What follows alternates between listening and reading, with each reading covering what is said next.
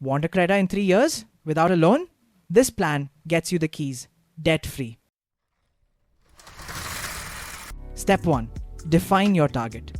A SMART goal means specific, measurable, achievable, relevant, time-bound. Ours? Approx 15 lakh in exactly 36 months.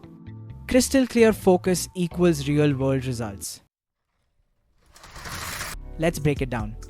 Saving 15 lakh in 36 months means 41,667 a month.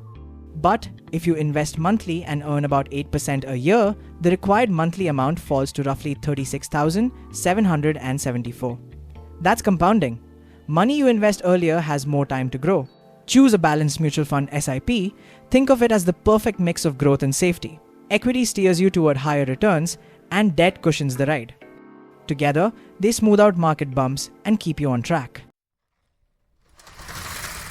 Keep your car fund on track with a goal tracker app like IND Money or ET Money. Watch your SIP progress bar climb each month and get instant alerts if you dip behind. Got a bonus? Top up and accelerate your journey. No sweat if 36,774 feels steep. Start with 10,000 and build up.